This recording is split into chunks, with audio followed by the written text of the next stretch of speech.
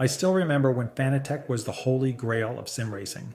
If you had a Fanatec setup, you were playing in the big leagues, period.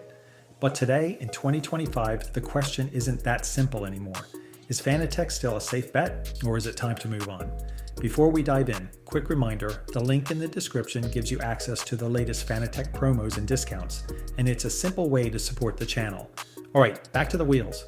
For years, Fanatec was the definition of accessible high-end. Their strength was simplicity. Everything worked together without any headaches. You could buy a wheel, pedals, a shifter, plug it all in, and boom, you were ready to drive. And honestly, that's still true today. But over the last couple of years, the brand's gone through a real storm. Reliability issues, endless delivery delays, a ghosted customer service, and a general feeling that the brand was losing touch with its community. On Reddit, Discord, or any sim forum, it became a running joke. How many weeks does it take before Fanatec replies to your ticket? And to be honest, I was one of the people doubting them the most. Then came the plot twist. Corsair bought Fanatec, and instantly everyone wondered, is this going to save the brand or kill it even faster? Well, against all odds, the change has actually done some good. Not magically, not perfectly, but noticeably. Deliveries are faster. Support tickets finally get answers. And you can feel there's some real structure behind the brand again. I had to deal with their support this year. And for the first time in a long time, I didn't feel like throwing my PC out the window. That's already a win. But it's not just customer service that's changed. You can also feel that Corsair's influence is starting to show in how Fanatec operates. The branding, the marketing tone, even the way firmware updates roll out. Everything feels a bit more corporate, but also more consistent.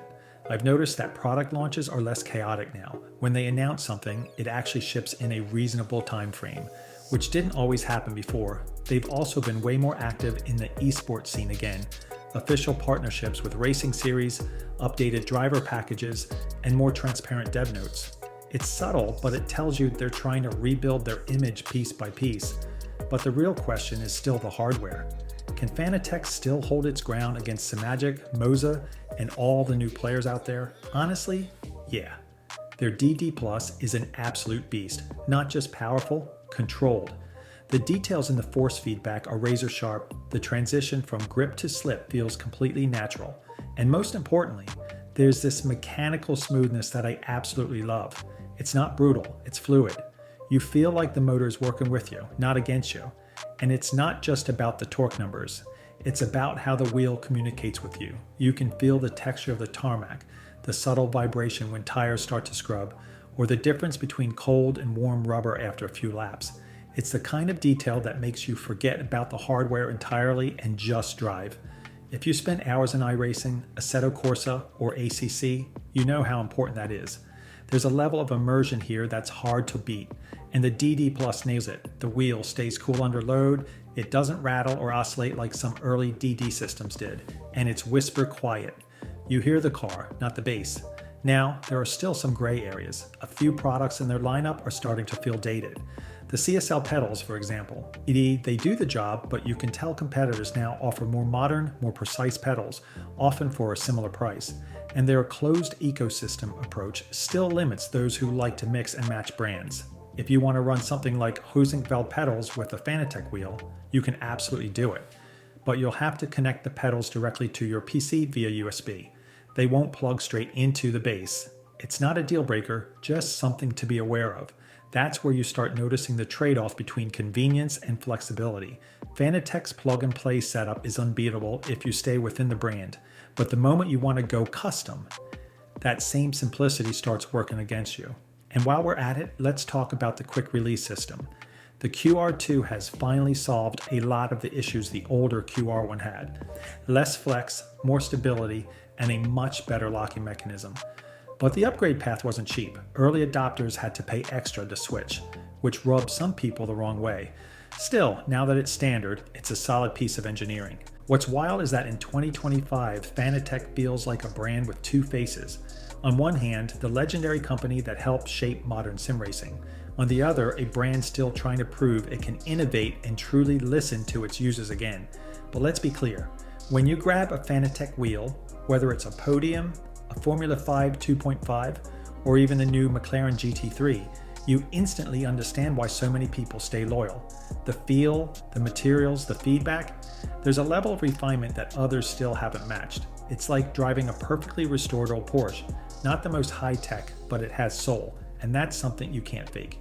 You can throw as many specs and buzzwords as you want at a product, force feedback speed, NM torque, input lag numbers, but at the end of the day, what matters is how it feels to drive.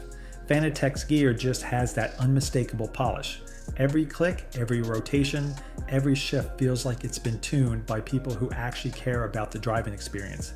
That's probably why, despite all the controversies, so many sim racers still have a soft spot for the brand.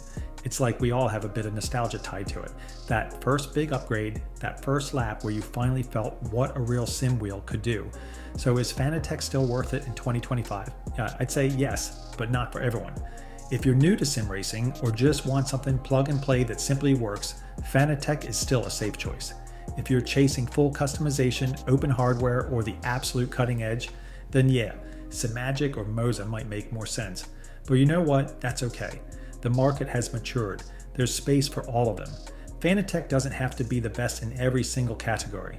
It just has to keep being Fanatec, the brand that gives you that real car feel, without turning your setup into a science project. And to their credit, they seem to know that. You can tell from their latest releases that they're doubling down on quality control and consistency rather than chasing raw specs. I'd rather have slightly less torque but rock solid reliability.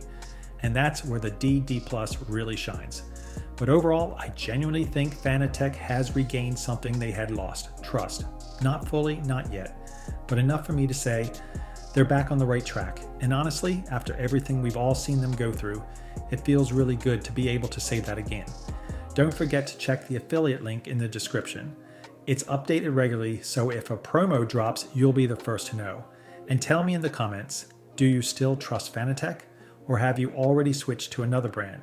I can't wait to read your takes, because this story is definitely not over yet.